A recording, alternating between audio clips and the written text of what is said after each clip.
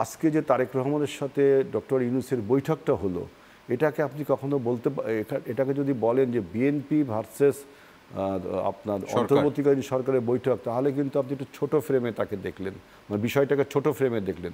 আজকে তারেক রহমান প্রতিনিধিত্ব করেছে সামগ্রিক জনগণের, সমগ্র জনতার অর্থাৎ বাংলাদেশের প্রতিনিধিত্ব করলেন।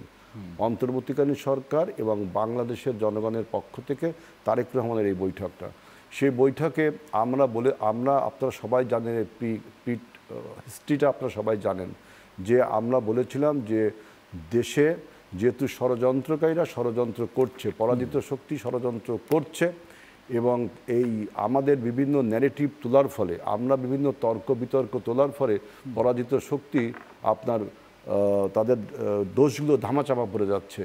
এই মতো অবস্থায় আমাদের দ্রুত একটা নির্বাচিত সরকারের দরকার। এই জন্য আমরা বলছিলাম ডিসেম্বরের আগেই।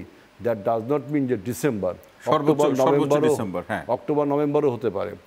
সরকার আপনার ডক্টর ইউনূস সরকার যেহেতু তিনি কারোর সাথে কোনো কথা না বলে, হয়তোবা তার পরিষদের সাথে কথা বলেছে, তিনি একটা ডেট ঘোষণা করেছেন এপ্রিল মাস।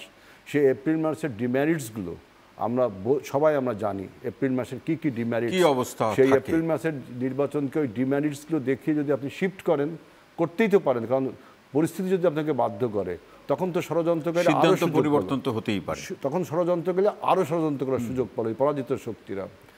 এবং আমরা এই জন্য বললাম যে আপনার এই ডেটটাকে পিছিয়ে আনতে হবে। আজকে আমরা যতটুকু দেখলাম এবং যে ডেটটাকে ফেব্রুয়ারি মাস পর্যন্ত পিছিয়ে আনছে, এটা কিন্তু বলছে একজন সাংবাদিক, খুব সময় জুবায়ের বাবু, তিনি যে লাইভ করছিলেন তিনি বলছেন। কিন্তু যখন আমাদের বৈঠক দুই পক্ষের যে জয়েন্ট যে আপনার প্রেস কনফারেন্সটা হলো, সেখানে আমি যেটা বুঝলাম যে সেটা হলো যে সংস্কার এবং বিচার, এই দুইটাকে প্রণিধানযোগ্য করে তুললো। এবং আমি দেখলাম আমরা বিএনপি যে কথাটি আগেও বলেছি, এখনও বলছি, যে সংস্কার এবং স্বৈরাচারের বিচার এটা অব্যাহত গতিতে চলবে। নির্বাচনের আগেও হবে, নির্বাচনের পরেও হবে। নির্বাচন হয়ে গেলে সংস্কার বন্ধ থাকবে, এটা কখনো বিএনপি ছাড় দিবে না, সেই কথা বলছে। দফার মধ্যে সেটাও বলেছে যে রাষ্ট্র নতুন বাংলাদেশ গড়বার জন্য যা কিছু করা প্রয়োজন জনগণকে সাথে আলোচনা করে সেটা নির্বাচনের আগেও হবে, নির্বাচনের পরেও হবে। কিন্তু বিচারের প্রক্রিয়াও কিন্তু তিনি একই কথা বললেন, বিচারও নির্বাচনের আগেও যেমন চলছে, পরেও চলছে, সেটা পরে চলবে।